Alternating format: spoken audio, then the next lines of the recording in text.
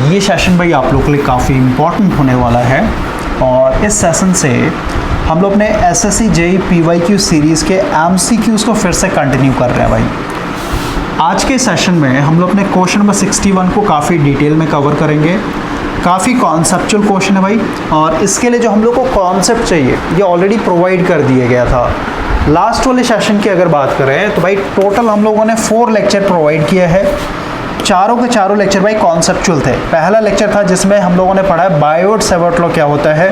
फिर second lecture जो दिया गया था इसमें हम लोगों ने बायोट-सेवर्ट लॉ का एप्लीकेशन देखा था भाई।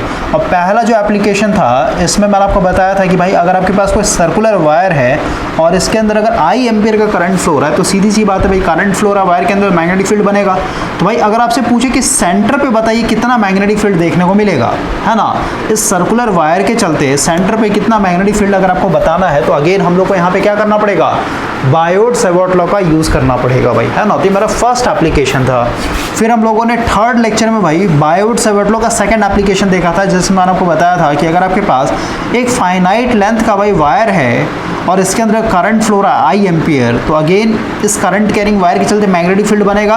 तो भाई मान लेते हैं इस वायर से, है ना, पी पॉइंट पे यानी इस पॉइंट पे आपको मैग्नेटिक फील्ड बताना भाई तो अगेन हम लोग को यहाँ पे क्या करना पड़ेगा, बायोट-सेवर्ट लॉ यूज़ करना पड़ेगा, है ना। ये सेकंड एप्लीकेशन था क्योंकि भाई बायोट-सेवर्ट लॉ हम लोग क्यों यूज़ कर रहे हैं, किसी भी पॉइंट पे मैग्नेटिक फील्ड को फाइंड आउट करने के लिए।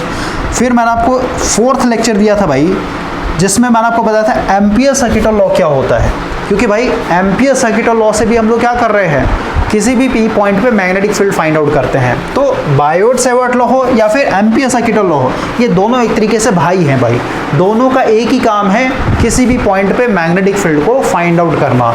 तो ये 4 लेक्चर में मैंने आपको पूरा का पूरा कॉन्सेप्ट प्रोवाइड किया था। इन्हीं कॉन्सेप्ट को यूज़ करके भाई हम लोग अपने क्वेश्चन नंबर 61 को आज कवर करेंगे। और आज के सेशन को स्टार्ट करने से पहले यहाँ पे एक छोटा सा बैकग्राउंड फ्रेम बना करके दे रहा हूँ भाई, ताकि हम लोग को ये पता चले कि हम लोग अपने पीवाईक्यू सीरीज़ में कहाँ तक पहुँच चुके हैं। हम लोग को भाई फर्स्ट चैप्टर चल रहा था जो कि पूरा का पूरा बेसिक इलेक्ट्रिकल है, जिसमें हम लोगों ने फर्स्ट चैप्टर कवर कर लिया है बेसिक्स, जिसमें टोटल 374 क्वेश्चन थे। फिर हम लोगों ने सर्किट लॉ कंप्लीट कर लिया है जिसमें टोटल 113 क्वेश्चन थे। फिर AC fundamental and transient analysis जिसमें 236 क्वेश्चन थे, ये भी कंप्लीट कर लिया है। नेटवर्क थ्योरम कंप्लीट कर लिया जिसमें 93 क्वेश्चन थे। Resonance and magnetically coupled circuit जिसमें 92 क्वेश्चन थे, ये भी कवर हो चुका है। 3 फेज सिस्टम भाई 22 क्वेश्चन थे, ये भी कवर कंप्लीट हो चुका है। और अभी हम लोग अपने चैप्टर नंबर 7 के ऊपर काम कर रहे हैं जो कि आपका मैग्नेटिक सर्किट, और इसमें भी भाई हम लोगों ने question number 1 to question number 60 तक कवर कर लिया था, है ना। और आज के सेशन से हम लोग भाई क्वेश्चन नंबर 61 से कंटिन्यू कर रहे हैं और आज के सेशन में क्वेश्चन नंबर 61 भी आपका कंप्लीट हो जाएगा। और नेक्स्ट सेशन में हम लोग क्वेश्चन नंबर 62 से लेकर के क्वेश्चन नंबर 100 तक भाई कवर करेंगे। ओके, जब भी हम लोग को कॉन्सेप्चुअल क्वेश्चन मिलेगा भाई वहाँ पे हम लोग थोड़ा सा ज़्यादा टाइम देंगे, क्योंकि सीधी सी बात है भाई अगर आप कॉन्सेप्ट को समझेंगे नहीं तब तक वो क्वेश्चन आपसे कभी बनेगा ही नहीं। ओके, तो रटना नहीं यहाँ पे। तो हो सकता है बीच बीच में हम लोग को कोई कॉम्प्लिकेटेड क्वेश्चन मिल जाए जिसके लिए हम लोग को भाई कॉन्सेप्ट सीखना पड़े, तो उससे आपको डरना नहीं है, पीछे हटना नहीं भाई। तो अभी हम लोग अपने चैप्टर नंबर 7 को भाई फिर से कंटिन्यू कर रहे हैं और 10 से 12 दिन के अंदर भाई आपका ये फर्स्ट चैप्टर कवर हो जाएगा, यानी चैप्टर नंबर 7 भी कंप्लीट हो जाएगा और मिसलेनियस जो है ये भी आपका कंप्लीट हो जाएगा। इसके बाद यानी फर्स्ट चैप्टर कंप्लीट होने के बाद भाई हम लोग स्टार्ट करेंगे चैप्टर नंबर 4 जो कि आपका पावर सिस्टम रहेगा भाई। और पावर सिस्टम कंप्लीट होने के बाद फिर स्टार्ट कर देंगे मशीन। ओके, तो आज के सेशन को भाई स्टार्ट कर रहे हैं। क्वेश्चन देखिए क्या बोल रहा है कि भाई आपके पास यहाँ पे 2 कॉन्सेंट्रिक रिंग है। कॉन्सेंट्रिक का मतलब होता है एक के अंदर एक, है ना। तो आप देख रहे हैं भाई कि एक मेरे पास छोटा रिंग है, ये मेरे पास छोटा रिंग है और इसका जो रेडियस है ये आपका दिया हुआ है ए। अब सेंटीमीटर में हो सकता है, मीटर में हो सकता है ना। तो बेटर है भाई इसको हम लोग ए यूनिट मान लेते हैं, ठीक है। ए यूनिट मतलब कोई भी हो सकता है भाई। ओके, सेंटीमीटर, मीटर, तो इसमें आपको नहीं जाना है। उसके बाद फिर हम लोग का जो बड़ा वाला रिंग है भाई इसका आपका दिया हुआ रेडियस यहाँ से लेके यहाँ तक 2a, है ना, ये आपका दिया हुआ है। दोनों रिंग जो भाई घूम रहे हैं, है ना, यहाँ पे आप देख रहे हैं एंटी क्लॉकवाइज डायरेक्शन में घूम रहा है और यहाँ पे आपका ये ओमेगा लिखा हुआ है। तो यहाँ पे हम लोग कुछ और इम्पोर्टेंट कॉन्सेप्ट के ऊपर बात करें भाई, क्योंकि ये सर्कुलर रिंग है, तो भाई जब ये घूम रहा है तो सीधी सी बात सर्कुलर मोशन है ना। तो थोड़ा सा मैं आपको यहाँ पे कॉन्सेप्ट दूंगा भाई कि लीनियर मोशन क्या होता है, सर्कुलर मोशन क्या होता है। जैसे ये ओमेगा के स्पीड से घूम रहा है तो हम लोग एंगुलर वेलोसिटी बोलते हैं भाई।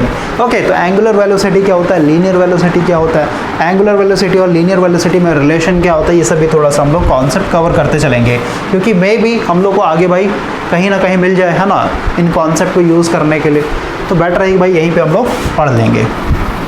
तो हम लोग के पास दो कॉन्सेंट्रिक रिंग है और दोनों रिंग में भाई यहाँ पे लिखा ना equal and uniform charge density, यानी इन पे चार्ज है भाई बराबर है और यूनिफॉर्म में चार्ज एक तरीके से डाला हुआ है।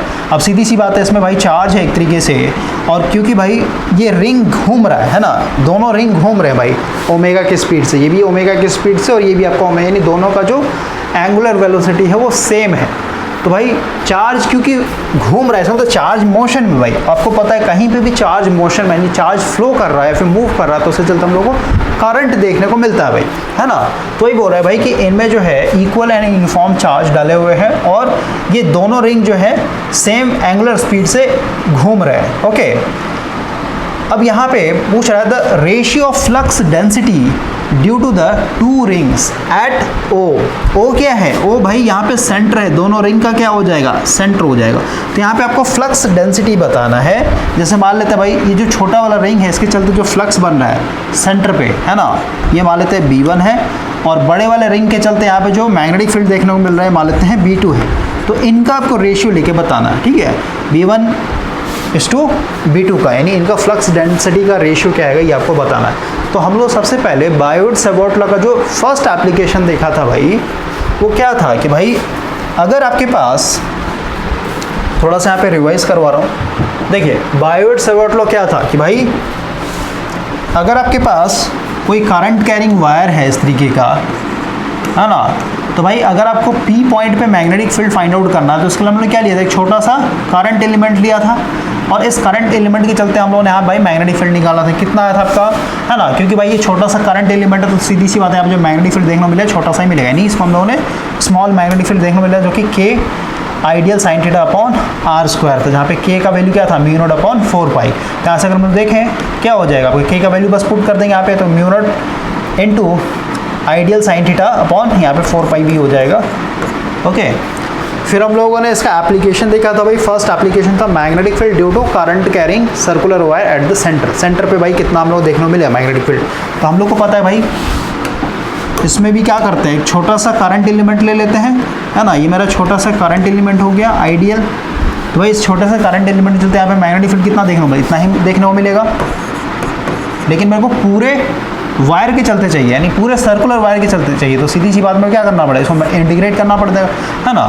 तो यहाँ पे हम लोग वैल्यू डालते हैं, पहले क्या हो जाएगा, mu naught into ideal sine theta divided by 4 pi into R square. अब इसमें भाई कांस्टेंट क्या हो जाएगा, हम लोग का म्यू नॉट कांस्टेंट है, जो करंट फ्लो है वो कांस्टेंट है ना। साइन थीटा क्योंकि भाई हमेशा एंगल जो बनेगा 90 डिग्री बनेगा, इसे बता रखा है लेक्चर में। R यानी जो रेडियस है भाई, रेडियस भी कांस्टेंट रहेगा, यहाँ पे लीजिए, यहाँ पे लीजिए, यहाँ पे लीजिए, है ना, सब जगह, क्योंकि भाई इतने छोटे छोटे करंट एलिमेंट से मिलकर के पूरा सर्कल बनेगा ना, तो हम लोग को इंटीग्रेट करना पड़ेगा, ठीक है। तो अगर हम लोग देखें तो भाई कांस्टेंट को बाहर निकाला तो म्यू नॉट हो गया, I कांस्टेंट है, साइन थीटा तो साइन 90 1 के बराबर है, इसको लिखने का कोई मतलब नहीं भाई, और नीचे हो जाएगा 4 पाई, और R यानी रेडियस का सॉरी भी कांस्टेंट बाहर कर लेंगे, यहाँ पे हो जाएगा आपका सीधे से DL। तो DL का अगर आप इंटीग्रेशन करें तो सीधी सी बात है क्या हो जाएगा आपका 2 पाई R के बराबर मिलेगा, है ना, सर जो सर्कमफेरेंस होगा। तो ये हो जाएगा आपका mu naught into I divided by 4 pi R square into इसका इंटीग्रेशन करेंगे तो क्या हो जाएगा 2 पाई R जहाँ पे क्या है सर्कल का रेडियस है भाई। तो अब देखिए पाई से पाई कैंसिल आउट हो जाएगा, एक R से एक R कैंसिल आउट हो जाएगा, 2 से 2 ये 2 टाइम्स में चला जाएगा। तो यहाँ पे क्या बचेगा, ये हो जाएगा mu naught into I divided by यहाँ पे हो जाएगा 2R। ये हो गया हम लोग का भाई मैग्नेटिक फील्ड एक सर्कुलर करंट कैरिंग वायर के चलते, कहाँ पे, सेंटर पे। तो इसी कॉन्सेप्ट को हम लोग यहाँ पे यूज़ कर रहे हैं भाई। तो हम लोग अभी फर्स्ट रिंग के लिए बात करते हैं, जो छोटा वाला रिंग है ना इसको हम लोग फर्स्ट रिंग लिख रहे हैं यहाँ पे, 4 रिंग 1। तो भाई यहाँ पे जो हम लोग को मैग्नेटिक फील्ड देखने को मिलेगा ये B1 हो जाए, क्या हो जाए आपका म्यू नॉट इंटू I है ना, ये मान लेते I1 है, फर्स्ट रिंग में जो करंट फ्लो रहा है I1 मान लेते हैं भाई, और सेकेंड रिंग में जो करंट फ्लो होगा वो I2 मान लेते हैं, डिवाइडेड बाय यहाँ पे क्या आया था आपका 2R, R क्या था, रेडियस था भाई, तो रेडियस इसका क्या है, यहाँ से लेके यहाँ तक A है, यहाँ पे A लिख देते हैं, ठीक है, ये मेरा फर्स्ट इक्वेशन बन गया। उसी तरीके से अगर हम लोग रिंग 2 की बात करें, फॉर रिंग 2, तो इसका जो भाई मैग्नेटिक फील्ड देखने को मिलेगा सेंटर पे, क्या हो जाएगा आपका म्यू नॉट इनटू, इसमें जो करंट है मान लेते हैं I2 है, डिवाइडेड बाय ये हो जाएगा 2R था, R यानी रेडियस, तो रेडियस इसका क्या है 2A के बराबर है, इसको हम लोग ब्रैकेट में 2A लिख दे रहे हैं। क्लियर हुआ। अब हम लोग को भाई यहाँ पे अगर इनका रेशियो चाहिए, है ना, दोनों के फ्लक्स डेंसिटी का रेशियो चाहिए, तो आप देख रहे हैं भाई कि यहाँ पे करंट का वैल्यू और यहाँ पे करंट का वैल्यू दोनों पहले फाइंड आउट करना पड़ेगा, यानी I1 और I2 का वैल्यू हम लोग को फाइंड आउट करना पड़ेगा। तो सबसे पहले हम लोग I1 की बात करते हैं, तो भाई I1 जो होगा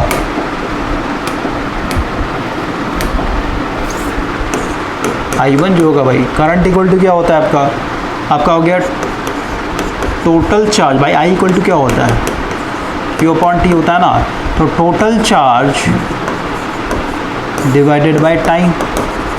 क्लियर हुआ। अगर हम लोग टोटल चार्ज की बात करें, क्वेश्चन में आपको ऑलरेडी दिया हुआ है कि भाई दोनों रिंग पे जो चार्ज डेंसिटी है वो बराबर है ना, लिखा है ना, equal and uniform charge density. तो मान लेते भाई जो चार्ज डेंसिटी है मेरा, डेंसिटी का मतलब क्या होता है भाई, यहाँ पे हम लोग इसको सिग्मा से रिप्रेजेंट करते हैं, ज़्यादा बेटर होगा, सिग्मा मतलब चार्ज डेंसिटी, या फिर जे से भी रिप्रेजेंट किया जाता है भाई इस तरीके से। ओके, ये मेरा है चार्ज डेंसिटी। ओके, इसका होता है भाई चार्ज पर यूनिट लेंथ, ठीक है, या फिर कहिए एक यूनिट लेंथ में कितना एक तरीके से आपको चार्ज देखने को मिल रहा है। तो अगर हम लोग भाई यहाँ पे बात करें, इसमें लिख दे रहा हूँ चार्ज पर यूनिट लेंथ, ठीक है, तो भाई इसको हम लोग ऐसे लिख सकते हैं ओपन करके, भाई 1 यूनिट के लिए, फिर पर यूनिट लेंथ लिखा है, पर यूनिट लिख देता है इसको सीधे सीधे पर यूनिट, ठीक है। तो हम लोग ऐसे लिख सकते हैं कि भाई एक यूनिट के लिए भाई जो चार्ज है, टोटल चार्ज कितना है, जे, है ना, जे कूलम्स। तो भाई अगर हम लोग फर्स्ट रिंग के लिए देखें, फर्स्ट रिंग भाई टोटल चार्ज कितना है, तो फर्स्ट रिंग मेरा ये है ना, इसका रेडियस है A के बराबर। तो भाई एक यूनिट में जे कूलम चार्ज है, तो मेरे पास टोटल कितना है, एक तरीके से टोटल यूनिट कितना है, जो सरकमफेरेंस होगा उसी में ना भाई, ये जो रिंग है इसी में ना एक तरीके से चार्ज आपने डाला होगा, समझ गए। तो भाई एक यूनिट में इतना है, तो भाई अगर हम लोग टोटल सरकमफेरेंस की बात करें, टोटल सरकमफेरेंस ही ना होगा यहाँ पे, तो क्या हो जाएगा 2πA, क्योंकि यहाँ पे रेडियस जो है A के बराबर है, 1 यूनिट में इतने कूलम हो गए, तो भाई इतने में कितना हो जाएगा आपका, सीधे सीधे 2πA इंटू जो आपका करंट ये चार्ज डेंसिटी है उससे हम लोग को मल्टीप्लाई करना पड़ेगा। क्लियर हुआ। तो भाई ये मेरा आ गया एक तरीके से टोटल चार्ज, ये क्या हो गया एक तरीके से टोटल चार्ज। तो यहाँ पे हम लोग पुट करते हैं, टोटल चार्ज हो गया आपका 2πA इंटू जो आपका चार्ज डेंसिटी है, डिवाइडेड बाय आपका टाइम है भाई। तो टाइम का हम लोग कैसे निकालेंगे, तो देखिए यहाँ पे ऑलरेडी आपका स्पीड दिया हुआ है, एंगुलर वेलोसिटी दिया हुआ है ओमेगा, और ओमेगा इक्वल टू हम लोग पता है ऑलरेडी क्या होता है, ओमेगा इक्वल टू 2πf होता है, और इसको हम लोग ऐसे लिख सकते हैं कि भाई 2π और f क्या होता है, फ्रीक्वेंसी होता है। तो फ्रीक्वेंसी का हम लोग पता है भाई, फ्रीक्वेंसी इक्वल टू क्या होता है 1/t, t यहाँ पे होता है टाइम पीरियड, है ना। तो f के जगह मैं क्या लिख सकता हूँ 1/t लिख सकता हूँ, नहीं t यहाँ पे आ जाएगा। तो ओमेगा इक्वल टू 2πf भी होता है, या फिर कहिए 2π/t भी होता है। तो यहाँ से हम लोग लिख सकते हैं भाई ओमेगा इक्वल टू 2π/t, तो यहाँ से मैं t निकाल सकता हूँ, क्या आ जाएगा आपका 2π/ओमेगा। और ये t क्या होता है, ये t क्या होता है भाई, ये टाइम पीरियड होता है हम लोग का, टाइम पीरियड का मतलब क्या है कि भाई एक साइकिल बनने में या फिर कहीं एक रिवॉल्यूशन लगाने में जो भी हम लोग का टाइम लगे। यहाँ पे क्योंकि गोल गोल घूम रहा है, तो यहाँ पे हम लोग 1 रिवॉल्यूशन की बात करेंगे। वही अगर हम लोग का भाई कोई साइनसोडियल है ना, तो यहाँ पे हम लोग बोलते हैं भाई एक साइकिल बनने में जो भी समय लगे उसको हम लोग टाइम पीरियड बोलते हैं। क्लियर हुआ। तो भाई यहाँ से मेरा क्या आ गया, ये टाइम आ गया, तो टोटल चार्ज मेरे को पता है, और यहाँ से हम लोग को टाइम पता चल गया, है ना, कि भाई एक रिवॉल्यूशन लगाने में कितना समय लग रहा है। सीधी सी बात है, टोटल चार्ज हो गया, यानी इसमें कितना टोटल चार्ज भरा ये हम लोग को पता चल गया, और एक चक्कर लगाने में कितना टाइम लगेगा वो पता चल जाएगा। तो सीधी सी बात है Q/T करेंगे तो हम लोग को करंट नहीं मिल जाएगा, क्योंकि करंट का मतलब क्या है, फ्लो ऑफ चार्ज भाई, है ना। यहाँ पे टी जब हम लोग डालते हैं 2 पाई बाय ओमेगा, ये मेरा I1 का वैल्यू हो गया। उसी तरीके से अगर हम लोग I2 के लिए काम करें भाई, यहाँ पे लिखते हैं 4I2 यानी बड़े वाले रिंग के लिए। इसमें जो हम लोग का रेडियस है ये 2a के बराबर है। यहाँ पे जो करंट होगा क्या हो जाएगा, total charge divided by time. तो टोटल चार्ज इसके लिए हम लोग कैसे, क्योंकि दोनों का जो चार्ज डेंसिटी है वो सेम है भाई, यानी इसके लिए भी क्या हो जाएगा, जे ही होगा। दोनों का चार्ज डेंसिटी सेम है ना, तो हम लोग अगेन लगाते हैं यहाँ पे कि भाई यूनिट लेंथ के लिए आपका जो टोटल चार्ज है कितना है, जे कूलम्ब्स है। तो भाई अगर मेरे को पूरा देखना है पूरे वायर के अंदर, फिर पूरे रिंग के अंदर कितना है, तो भाई सरकमफेरेंस के बराबर हो जाएगा, है ना। क्या आ जाएगा आपका 2 पाई आर, आर के जगह हम लोग क्या लिखेंगे, रेडियस क्या है यहाँ पे 2a के बराबर, है ना। तो y यूनिट पे इतना, तो भाई इतने पे कितना हो जाएगा, तो सीधे से ये मल्टीप्लाई हो जाएगा, j यहाँ पे मल्टीप्लाई हो जाएगा। तो अगर हम लोग यहाँ पे I2 की बात करें टोटल चार्ज, तो टोटल चार्ज तो भाई मेरा ये आ गया 2 pi into 2a into J divided by time. तो भाई क्योंकि ये जो सेकंड रिंग है ये भी क्या हो रहा है, सेम एंगुलर वेलोसिटी से रोटेट कर रहा है ना, तो यहाँ पे अगेन हम लोग अगर देखें ओमेगा इक्वल टू क्या हो जाएगा 2 पाई एफ, और इसी को हम लोग लिख सकते हैं 2 पाई बाई टी। तो यहाँ से हम लोग टी निकाल सकते हैं, टी इक्वल टू क्या हो जाए आपका 2 पाई बाय ओमेगा। तो भाई यहाँ पे हम लोग पुट करते हैं टाइम की जगह 2 पाई बाय ओमेगा। तो ये भाई मेरा करंट का वैल्यू आ गया I2 का। अब हम लोग के पास यहाँ पे जो मैग्नेटिक फील्ड हम लोगों ने निकाल रखा भाई, फर्स्ट इक्वेशन और ये मेरा सेकंड इक्वेशन, इसमें पुट करते हैं।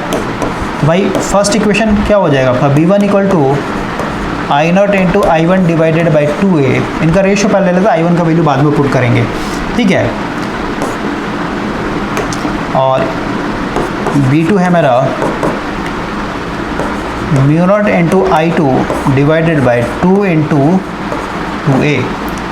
क्लियर हुआ। इनका भाई रेशियो लेना है, इनका हम लोग को रेशियो लेना है एक तरीके से। तो अगर हम लोग देखें ये ऊपर चला जाएगा, यानी यहाँ पे लिखता है V1 upon V2 equal to, ऊपर में μ0 इंटू I1 वैसे वैसे रहेगा, ये ऊपर चला जाएगा, है ना। यानी कितना 2 2 जा 4a हो जाएगा भाई, मल्टीप्लाई करके ऊपर कर दिया मैंने। और इधर क्या हो जाएगा, ये 2a इंटू ये जो है μ0 इंटू I2 आ जाएगा। तो जो जो कटेगा उसको काट देते हैं यहीं पे, फिर हम लोग I1 I2 का वैल्यू डाल देंगे। तो μ0 से μ0 कैंसिल आउट हो जाएगा, I1 है भाई, ठीक है ना। a से a कैंसिल आउट हो जाएगा और ये 2 टाइम्स में चला जाएगा। क्या बचा यहाँ पे I1 अपॉन 2I2। तो अभी हम लोग I1 और I2 का वैल्यू डालते हैं यहाँ पे। I1 की अगर बात करें तो I1 को हम लोग थोड़ा सा और सिंप्लीफाई करके लिखते हैं। ये ओमेगा ऊपर चला जाएगा ना, तो उसको हम लिखते हैं 2 पाई a इंटू जे, ओमेगा ऊपर आ जाएगा और नीचे में रहेगा 2 पाई।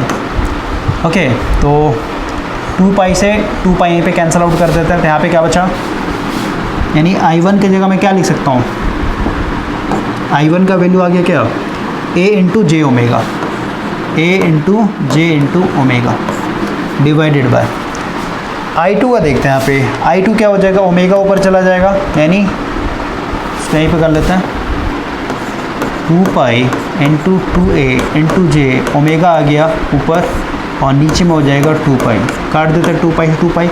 यहाँ पे क्या बचा, ये बच जाएगा आपका, ठीक है। एक मिनट भाई, कहीं मिस्टेक हो रहा है क्या,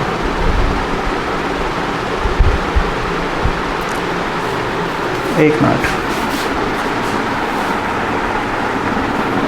यहाँ पे भाई हम लोगों ने मिस्टेक कर दिया, इसको अगर आप देखते हैं यहाँ पे ध्यान से, है ना। देखिए इसको थोड़ा सा मिटाता हूँ। ये जो है ना, इसको जो हम लोगों ने कट किया, ये 4 है ऊपर में और ये 2 है, तो भाई इससे हम लोग अगर 2 ऊपर चला जाएगा ना, ये 2 ऊपर आएगा, तो यहाँ पे μ0 कैंसिल आउट हो गया। ओके, a से a कैंसिल आउट हो गया, उसके बाद फिर 2 टाइम्स में चला गया, तो ऊपर में क्या बचेगा, I1 इंटू 2 बचेगा और नीचे वही आपका बचेगा सिर्फ और सिर्फ I2। अब हम लोग वैल्यू डालते हैं, तो I1 का जो वैल्यू आया भाई ये आ गया, यानी 2 into A into J into omega divided by I2 का जो वैल्यू आया, I2 का वैल्यू ये है भाई, ये आपका 2 इंटू ए इंटू जे ओमेगा, ठीक है। तो जे ओमेगा कैंसिल आउट हो जाएगा, 2a से 2a कैंसिल आउट हो जाएगा, यानी यहाँ पे क्या है आपका 1:1 का रेशियो है भाई, ठीक है। तो 1:1 एक तरीके से इसका आंसर हो जाएगा, 1:1। इसका एक और अल्टरनेट ऑप्शन है भाई हम लोग के पास, जैसे यहाँ पे अगर आपको सेटिस्फैक्शन नहीं मिल रहा है तो एक और ऑप्शन हम लोग के पास, हम लोग इसको इस तरीके से सॉल्व कर सकते हैं। जैसे देखिए यहाँ तक तो बिल्कुल सही है, B1 निकाल लिया हम लोगों ने, B2 निकाल लिया। अब हम लोग थोड़ा सा करंट जो निकाल रहे हैं ना I1 और I2, इसका अल्टरनेट मेथड देखिए, इसको हम लोग कैसे फाइंड आउट करेंगे। तो उसको थोड़ा न्यू पेज पे लेके आते हैं। अभी हम लोग I1 की बात कर रहे हैं भाई, I1 को हम लोग कैसे निकालेंगे देखिए, 4 करंट I1। तो मान लेते भाई हम लोग अभी ये छोटे वाले रिंग पे काम कर रहे हैं, इसका रेडियस a है। अभी हम लोग क्या कर रहे हैं कि भाई एक छोटा सा लेंथ ले रहे हैं, यहाँ पे ये रेडियस हटाते हैं, बस आप समझिए भाई रिंग 1 है हम लोग का, रिंग 1, ओके, जिसका रेडियस a के बराबर। तो यहाँ पे हम लोग छोटा सा भाई लेंथ ले रहे हैं, मान लेते हैं dx लेंथ है, ओके। तो अभी हम लोग को करंट का डेफिनेशन पता है भाई, करंट क्या होता है dq/dt, है ना। ये डिफरेंशिएशन के फॉर्म में दिखा, इसमें तो क्या डिफरेंशिएशन का मतलब क्या होता है, इंस्टेंटेनियस चेंज भाई, हर एक इंस्टेंट में जो चेंज है विथ रिस्पेक्ट टू टाइम, है ना, वो हम लोग का डिफरेंशिएशन होता है। तो अभी देखिए I = dq/dt कर लिया हम लोगों ने। तो भाई सबसे पहले हम लोग यहाँ पे एज्यूम कर रहे हैं, let J be the charge density, है ना भाई, डेंसिटी कुछ ना कुछ होगा ना।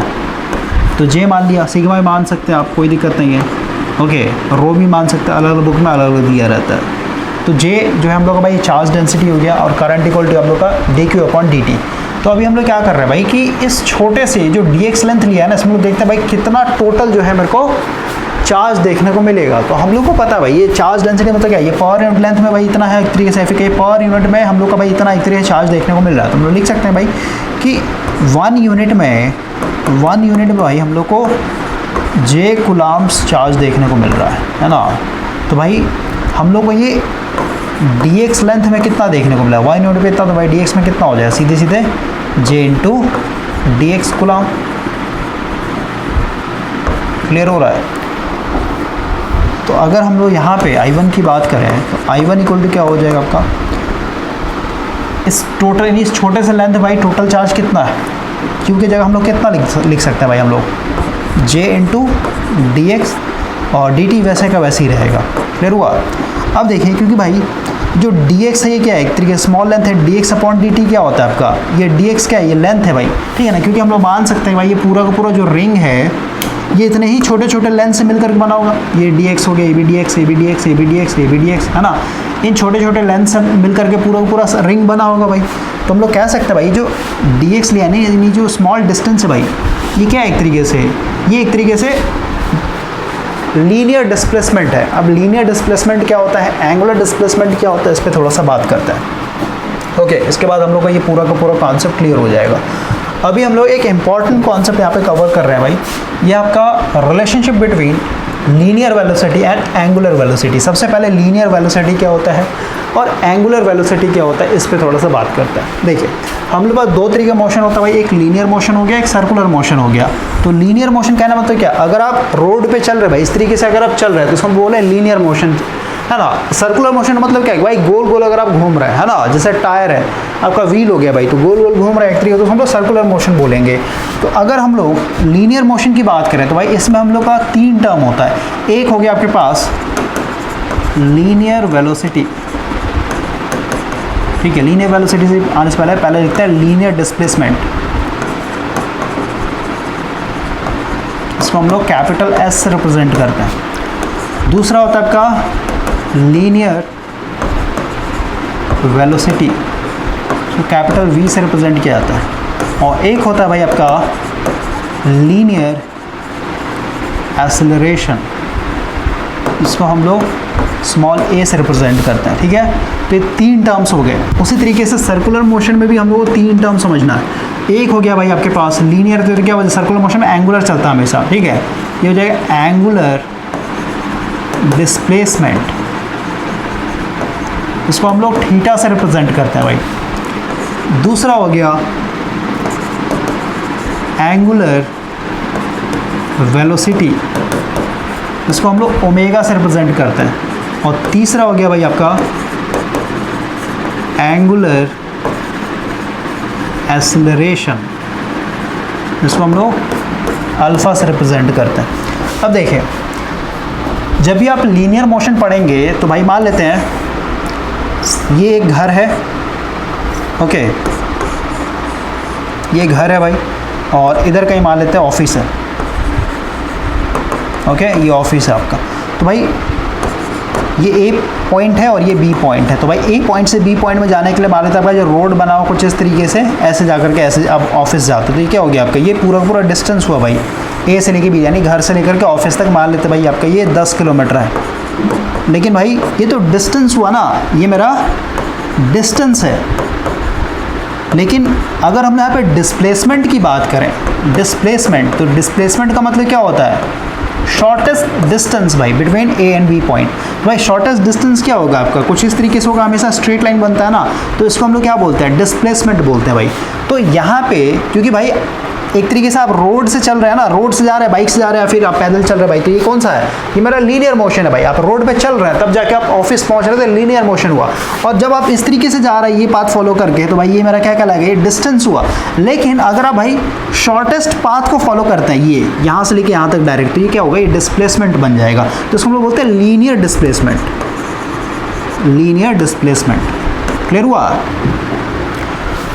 मतलब डिस्प्लेसमेंट मतलब भाई ए और बी पॉइंट के बीच में जो भी हम लोग का शॉर्टेस्ट डिस्टेंस होगा उसको डिस्प्लेसमेंट बोल रहे हैं। अब देखिए लीनियर वेलोसिटी का क्या मतलब होता है। लीनियर वेलोसिटी का मतलब भाई आपका सीधे सीधे ds अपॉन dt, यानी rate of change of displacement with respect to time.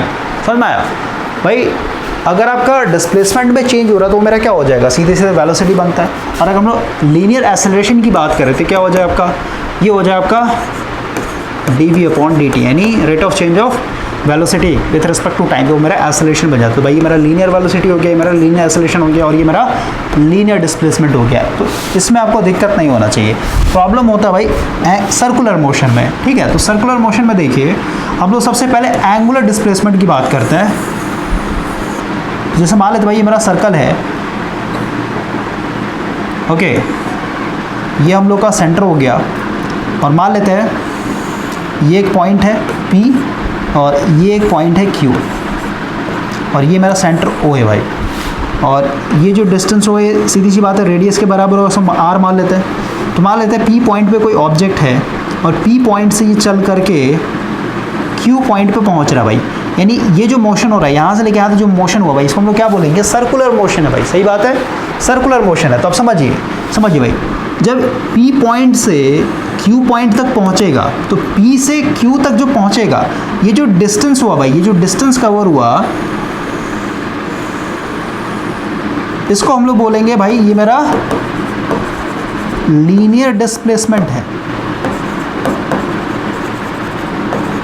ठीक है। लेकिन आप देखिए साथ ही साथ देखिए भाई, P से लेके Q तक, यहाँ से लेके यहाँ तक ट्रैवल करने में यहाँ पे एक एंगल भी तो बन रहा है। समझ में आया, यहाँ पे एंगल कुछ बन रहा हो, थीटा एंगल मान लेते हैं। क्लियर हुआ। तो ये जो यहाँ से लेके यहाँ तक जो एंगल बना ना भाई, इसको हम लोग क्या बोलेंगे, ये मेरा हो गया एक तरीके से एंगुलर डिस्प्लेसमेंट। तो दोनों में डिफरेंस समझिए, लीनियर डिस्प्लेसमेंट क्या है और एंगुलर डिस्प्लेसमेंट क्या है। लीनियर डिस्प्लेसमेंट होता है क्या, सीधे सीधे जो डिस्टेंस आपने कवर किया भाई, और एंगुलर डिस्प्लेसमेंट मतलब क्या, जो एंगल यहाँ पे बन रहा है भाई P से लेके Q तक, इसको हम लोग एंगुलर डिस्प्लेसमेंट बोल रहे हैं। और P से Q तक का जो लेंथ है, इसको हम लोग आर्क लेंथ भी बोल सकते हैं भाई। ये आर्क बना रहा है ना, तो हम आर्क लेंथ भी बोलेंगे। तो आर्क लेंथ कुछ नहीं, ये क्या कहलाएगा, ये हम लोग का लीनियर डिस्प्लेसमेंट है भाई। क्लियर हुआ। तो अभी हम लोग रिलेशन देखना चाहते हैं ना, लिखा relationship between linear velocity and angular velocity. तो हम लोग को पता है कि भाई अगर हम लोग एंगल की बात करें, एंगल की बात है, तो एंगल का क्या होता है भाई, एंगल इक्वल टू क्या है आपका आर्क लेंथ डिवाइडेड बाय आपका रेडियस होता है। अब ये कहाँ से आता है भाई, तो ये काफ़ी बेसिक चीज़ है, 7th क्लास का आप मैथ्स पढ़िए, वहाँ से आपको पता चलेगा। तो अभी अगर हम लोग देखें कि भाई जो मेरा एंगल है, यहाँ पे जो एंगल बन रहा है इसको मैंने क्या रिप्रेजेंट किया, थीटा।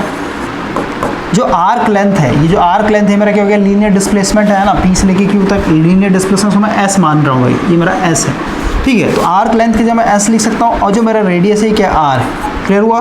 तो भाई यहाँ से मैं डिस्प्लेसमेंट यानी जो आर्क लेंथ है उसका मैं लिख सकता हूँ ना थीटा इंटू आर, जहाँ पे थीटा क्या है, ये मेरा एंगुलर डिस्प्लेसमेंट और ये आर क्या है मेरा रेडियस ऑफ द सर्कल। अब देखिए हम लोग को पता भाई जो लीनियर वेलोसिटी है, जो लीनियर वेलोसिटी इसका फॉर्मूला क्या है, rate of change of displacement with respect to time. तो भाई ये मेरा क्या है, ये लीनियर डिस्प्लेसमेंट है। लीनियर डिस्प्लेसमेंट का भाई मेरे को ऑलरेडी पता है किसके टर्म में, एंगुलर डिस्प्लेसमेंट के टर्म में। तो भाई ये वैल्यू अगर मैं यहाँ पे पुट कर दूँ तो भाई मेरा ये क्या है, ये लीनियर वेलोसिटी है भाई, ठीक है, लीनियर वेलोसिटी। क्लियर हुआ। तो लीनियर वेलोसिटी यानी क्या हो जाएगा डी, और एस के हम लोग क्या लिख सकते हैं, थीटा इंटू आर लिख सकते हैं अपॉन डी टी। अब जो आर है भाई, ये आर क्या है, रेडियस क्या है, ऑलवेज कांस्टेंट रहेगा, है ना। फिर चाहे पी से लेके क्यू तक ट्रैवल करें या फिर पी से लेके यहाँ तक ट्रैवल करें या फिर यहाँ तक ट्रैवल, है ना, रेडियस जो होगा रिमेन कांस्टेंट रहेगा। तो भाई आर को हम लोग बाहर ले लेते हैं, आर कांस्टेंट, आर बाहर ले लिया, ये क्या हो जाएगा D theta upon d T, है ना। जहाँ पे ये थीटा क्या है, ये एंगुलर डिस्प्लेसमेंट है भाई। तो अगर आप यहाँ पे देखें सर्कुलर मोशन में हम लोग थोड़ा सा आते हैं भाई, सर्कुलर मोशन थोड़ा सा आते हैं। जैसे मैंने आपको बोला कि भाई एंगुलर डिस्प्लेसमेंट जो कि थीटा है, ठीक है, एंगुलर वेलोसिटी जो कि ओमेगा है, तो ओमेगा क्या होता है, ये वेलोसिटी है, तो भाई इसको हम लोग क्या लिख सकते हैं, rate of change of angular displacement with respect to time. समझ में आया। उसी तरीके से अगर एंगुलर एक्सेलरेशन की बात करें तो एंगुलर एक्सेलरेशन क्या हो जाएगा आपका, rate of change of angular velocity with respect to time. जैसे यहाँ पे हम लोगों ने फार्मूला प्रूफ किया ना भाई, लीनियर वेलोसिटी का मतलब क्या, रेट ऑफ चेंज ऑफ, या फिर क्या rate of change in displacement, है ना, एक्सेलरेशन क्या है, rate of change of velocity. उसी तरीके से आपका जो एंगुलर वेलोसिटी होगा ये क्या होगा, rate of change of angular displacement, angular acceleration क्या होगा, rate of change of angular velocity. तो भाई यहाँ पे आप देखिए कि भाई मेरे पास ये क्या आ गया, d theta upon d t आ गया, और हम लोग को ऑलरेडी पता है कि भाई D theta upon d T मतलब क्या, rate of change of angular displacement, है ना। तो इसको हम लोग क्या बोलते हैं, इसको हम लोग ओमेगा, यानी D theta upon d T की जगह हम लोग क्या पुट कर सकते हैं, ओमेगा पुट कर सकते हैं, नहीं पुट कर सकते हैं। तो यहाँ पे v इक्वल टू क्या हो जाएगा, आर इंटू ओमेगा, जहाँ पे v क्या है, v है भाई मेरा लीनियर वेलोसिटी, ओमेगा क्या है मेरा, ये है एंगुलर वेलोसिटी, एंगुलर वेलोसिटी, ठीक है। तो एंगुलर वेलोसिटी और लीनियर वेलोसिटी में भाई हम लोग का कुछ इस तरीके का रिलेशन होता है, ठीक है। तो v equal to R into omega, जहाँ पे r क्या है, रेडियस ऑफ सर्कल। अब यहाँ से एक और इम्पॉर्टेंट कॉन्सेप्ट समझिए कि भाई अब देख रहे हैं कि जो मेरा वेलोसिटी है, यानी जो लीनियर वेलोसिटी है, ये डायरेक्टली प्रोपोर्शनल आर के ऊपर यानी रेडियस के ऊपर। तो आप देखिए भाई मेरे पास अगर इस तरीके का सर्कल है और ये अगर इसका रेडियस आर है, तो अगर आप सेंटर पे देखते हैं, है ना, सेंटर पे अगर मुझे भाई लीनियर वेलोसिटी चाहिए, सीधी सी बात है भाई, जैसे फर्स्ट केस में लेते हैं हम लोग, ये वाला ले रहे हैं, ये वाला पाथ ले रहे हैं, ठीक है। सेकंड केस में ये वाला पाथ ले रहे हैं, यानी यहाँ से लेके यहाँ तक। थर्ड केस में ये वाला पाथ ले रहे हैं। क्लियर हुआ। तो अब समझिए कि भाई हम लोग अगर ये फर्स्ट पाथ लेते हैं, ये वाला यहाँ से लेके यहाँ तक, तो भाई ये रेडियस मेरा क्या होगा, सबसे छोटा होगा, है ना। तो अगर हम लोग यहाँ पे और ये वाला पाथ फॉलो होगा, भाई ये रेडियस है तो सीधे इसी में पाथ फॉलो होगा ना, यही पाथ हम लोग फॉलो करेंगे। तो भाई अगर हम लोग यहाँ पे लीनियर वेलोसिटी की बात करें तो क्या हो जाएगा आपका, क्योंकि रेडियस काफ़ी स्मॉल है ना, और क्योंकि गोल गोल घूम रहा है भाई, तो कुछ ना कुछ एंगुलर वेलोसिटी भी होगा। तो सीधी सी बात है भाई, ये कम है तो सीधी सी बात हो, लीनियर वेलोसिटी यानी एंगुलर वेलोसिटी कुछ भी हो, इसका वैल्यू क्योंकि कम है तो सीधी सी बात है मेरा जो लीनियर वेलोसिटी कम देखने को मिलेगा, है ना। उसी तरीके से अगर हम लोग ये वाला पाथ ले, तो क्योंकि यहाँ पे आर का वैल्यू ज़्यादा है, तो सीधी सी बात है भाई यहाँ पे सेम एंगुलर वेलोसिटी पे हम लोग का आर क्योंकि बड़ा हो गया इस बार, तो भाई हम लोग को लीनियर वेलोसिटी ज़्यादा देखने को मिलेगा। उसी तरीके से अगर हम लोग सबसे बड़े वाले सर्कल की बात करें, है ना, ये वाले सर्कल की बात करते हैं, यहाँ पे क्योंकि रेडियस मेरा सबसे बड़ा है, तो रेडियस सबसे बड़ा सेम एंगुलर वेलोसिटी पे क्या हो जाएगा आपका, ये लीनियर वेलोसिटी सबसे ज़्यादा देखना। लेकिन वही अगर हम लोग सेंटर की बात करें भाई, तो सेंटर में मेरा रेडियस क्या हो गया, आर जो है 0 के बराबर है। आर 0 के बराबर इसका मतलब क्या है, यहाँ पर अगर आप वैल्यू पुट करते हैं v इक्वल टू आर की जगह अगर हम लोग जीरो पुट कर दें तो भाई जीरो इंटू ओमेगा जो भी है भाई जीरो ही हो जाएगा, यानी लीनियर वेलोसिटी क्या होता है, जीरो हो जाता है। तो इस तरीके से समझ सकते हैं ये हम लोग का मेन रिलेशन है। ओके, ये हो गया आपका लीनियर वेलोसिटी और एंगुलर वेलोसिटी में एक इम्पॉर्टेंट रिलेशन। इसी तरीके से भाई आप, यानी हम लोगों ने भाई लीनियर वेलोसिटी और एंगुलर वेलोसिटी में रिलेशन देख लिया। क्या है ये, v equal to omega into r. उसी तरीके से भाई हम लोग का लीनियर एक्सेलरेशन और एंगुलर एक्सेलरेशन में भी एक रिलेशनशिप होता है। इसको हम लोग कैसे निकालेंगे, देखिए जो लीनियर एक्सेलरेशन है भाई, लीनियर एक्सेलरेशन से हम लोगों ने स्मॉल ए से रिप्रेजेंट किया, क्या है आपका rate of change of linear velocity with respect to time, है ना। और हम लोगों ने अभी जस्ट v इक्वल टू, यानी लीनियर वेलोसिटी इक्वल टू क्या होता है, ओमेगा इंटू आर। तो भाई अगर हम लोग ये v का वैल्यू यहाँ पे पुट करें, क्या हो जाएगा आपका एक्सेलरेशन इक्वल टू क्या हो जाएगा, d v के जगह हम लोग omega into r upon dt लिख सकते हैं। r क्योंकि भाई रेडियस है तो सर्कल ऑफ रेडियस कांस्टेंट रहेगा ऑलवेज, तो उसको हम लोग बाहर ले लेते हैं। r बाहर आ गया तो यहाँ पे क्या हो जाएगा d ओमेगा अपॉन dt। और d ओमेगा अपॉन dt कहना मतलब क्या, rate of change of angular velocity with respect to time. तो rate of change of angular ये है ना यहाँ पे d ओमेगा अपॉन dt, दूसरे मैं अल्फा लिख सकता हूँ। तो भाई ये जो टर्म यहाँ पे लिखा है d ओमेगा अपॉन dt, इसके जगह अगर हम लोग अल्फ़ा पुट कर दें तो भाई ये आ गया मेरा, ये है लीनियर एक्सेलरेशन और ये हो गया मेरा एंगुलर एक्सेलरेशन। तो इनके बीच में भाई इस तरीके का रिलेशन होता है। क्लियर हुआ। तो भाई ये फार्मूला हम लोग अभी यूज़ करेंगे, v equal to omega into r, अपने सेकेंड मेथड में जो हम लोग करंट यहाँ पे फाइंड आउट करने की कोशिश कर रहे हैं। तो भाई हम लोगों ने यहाँ पे I1 के लिए काम किया, I1 यानी छोटा सा लेंथ ले लिया dx, इस dx में यानी इस छोटे से लेंथ में टोटल में वो कितना चार्ज देखने को मिलेगा ये हम लोगों ने निकाल लिया। भाई यूनिट लेंथ में अगर j कूलाम चार्ज है तो भाई dx लेंथ में कितना हो जाएगा, j into D x coulomb के बराबर हो जाएगा। और I1 इक्वल टू अभी जस्ट लिख दिया भाई, I1 इक्वल टू क्या होता है dq अपॉन dt, है ना। dq क्या है आपका, इस छोटे से लेंथ में जो टोटल चार्ज होगा। तो भाई छोटे से लेंथ में टोटल चार्ज कितना हो गया, इतना हो गया। तो dq की जगह मैंने ये चार्ज पुट कर दिया भाई, है ना। तो यहाँ से I1 जो आ गया मेरा, ये क्या हो गया, j into D x upon d T हो गया। अब देखिए I1 इक्वल टू, अब यहाँ पे देखिए भाई ये क्या है, D x upon d T है। इसको आप सेपरेट देखें ना, इसको सिर्फ और सिर्फ सेपरेट देखिए आप, D x upon d T. जहाँ पे डी एक्स क्या है, ये डी एक्स क्या है भाई, ये लेंथ है। इस लेंथ को मैंने क्या बोला था, ये लेंथ क्या है मेरा, ये लीनियर डिस्प्लेसमेंट कहलाता है, ठीक है। यानी d x upon d t, समझ रहे ना, डी एक्स यानी rate of change of displacement with respect to time. तो भाई ये क्या बन जाएगा, d x upon d t, या फिर कहिए इसी को, क्योंकि भाई ये लीनियर डिस्प्लेसमेंट है, यहाँ पर शॉर्टकट में लीनियर डिस्प्लेसमेंट। तो भाई इसको मैं ऐसे भी तो लिख सकता हूँ, क्योंकि डिस्प्लेसमेंट को स्टैंडर्ड वे में हम लोग एस से रिप्रेजेंट करते हैं। तो हम लोग पता है ना d s upon d t क्या है, ये लीनियर डिस्प्लेसमेंट है। तो भाई rate of change of displacement with respect to time ये क्या कहलाता है, ये लीनियर वेलोसिटी कहलाता है, समझ गए। तो dx अपॉन dt क्या है, dx जहाँ पे मेरा ये डिस्प्लेसमेंट है, लीनियर डिस्प्लेसमेंट है ना, और rate of change of linear displacement with respect to time है ना भाई। तो इसके जगह हम लोग वेलोसिटी लिख सकते हैं, यानी पूरे टर्म को हम लोग वेलोसिटी से रिप्लेस कर सकते हैं।